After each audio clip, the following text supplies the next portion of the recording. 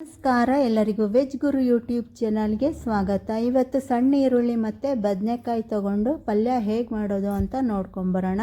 ಈ ಸಣ್ಣ ಈರುಳ್ಳಿ ಹಾಕಿರೋ ಬದನೆಕಾಯಿ ಪಲ್ಯ ತುಂಬ ರುಚಿಯಾಗಿರುತ್ತೆ. ಮೊದಲಿಗೆ ಒಂದು ಮಿಕ್ಸಿ ಜಾರ್ ತಗೊಳ್ಳಿ.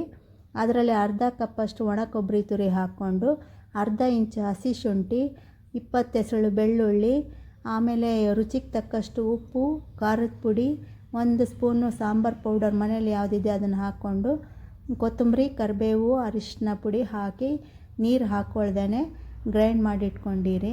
ಇವಾಗ ಒಂದು ಬಾಣಲೆನ ಗ್ಯಾಸ್ ಮೇಲೆ ಇಟ್ಬಿಟ್ಟು ಕಾದ್ಮೇಲೆ ಅದಕ್ಕೆ 2 ಸ್ಪೂನ್ ಎಣ್ಣೆ ಹಾಕಿದ್ಮೇಲೆ ಒಗ್ಗರಣೆ ಕಾಳು ಹಾಕಿ, ಆನಂತರ ಅದು ಸಿಡಿಬೇಕು. ಸಿಡಿದ ನಂತರ ಅದಕ್ಕೆ ಮೇಲೆ ಸಿಪ್ಪೆ ತೆಗೆದಿಟ್ಕೊಂಡಿರೋ ಸಣ್ಣ ಈರುಳ್ಳಿನ ಅದರಲ್ಲಿ ಅರ್ಧ kg ಅಷ್ಟಿದೆ ಅದನ್ನು ಹಾಕಿ, ಆನಂತರ ಉದ್ದುದ್ದಾಗಿ ಹೆಚ್ಚಿಟ್ಕೊಂಡಿರೋ ಬದನೆಕಾಯಿನ ಅದರಲ್ಲಿ ಅದು ಅರ್ಧ kg ಹಾಕಿ ಮುಚ್ಚಳ ಮುಚ್ಚಿ ಒಂದು 10-20 ನಿಮಿಷ ಬಿಟ್ಬಿಡಿ. ಅದು ನೀರು ಹಾಕೋಕ್ಕೆ ಹೋಗಬೇಡಿ, ಅದೇ ಮುಚ್ಚಳ ಮುಚ್ಚಿರ್ತೀವಲ್ಲ ಅದೇ ನೀರು ಬಿದ್ದು ಅದು ಬೇಯುತ್ತೆ.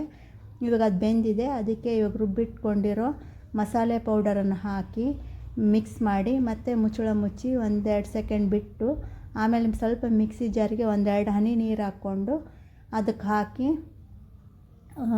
ಲಾಸ್ಟಲ್ಲಿ ಕೊತ್ತಂಬರಿ ಸೊಪ್ಪು ಆ್ಯಡ್ ಮಾಡಿದರೆ, ಲೋ ಫ್ಲೇಮಲ್ಲಿಟ್ಟು 1-2 ಸೆಕೆಂಡ್ ಬಿಟ್ಟು ಲಾಸ್ಟಲ್ಲಿ ಕೊತ್ತಂಬರಿ ಸೊಪ್ಪು ಆ್ಯಡ್ ಮಾಡಿದರೆ ರುಚಿಯಾದ ಸಣ್ಣ ಈರುಳ್ಳಿ ಹಾಕಿ ಬದನೆಕಾಯಿ ಪಲ್ಯ ರೆಡಿಯಾಗುತ್ತೆ. ಇದು ರೊಟ್ಟಿ ಜೊತೆಗೆ ಅಂತೂ ತುಂಬ ಚೆನ್ನಾಗಿರುತ್ತೆ. ನೀವು ಯಾವತ್ತೂ ಟ್ರೈ ಮಾಡಿಲ್ಲ ಅಂದರೆ ಒಂದು ಸರಿ ಟ್ರೈ ಮಾಡಿ ನೋಡಿ. ಇದಕ್ಕೆ ನಾನಿಲ್ಲಿ ಟೊಮೆಟೊ ಹಾಕಿಲ್ಲ, ಇದು ಹಾಗೇ ಮಾಡಿರೋದು. ತುಂಬ ಚೆನ್ನಾಗಿರುತ್ತೆ. ಈ ವಿಡಿಯೋ ಇಷ್ಟ ಆದರೆ ಲೈಕ್ ಮಾಡಿ, ಶೇರ್ ಮಾಡಿ, ಸಬ್ಸ್ಕ್ರೈಬ್ ಮಾಡ್ಕೊಳ್ಳಿ.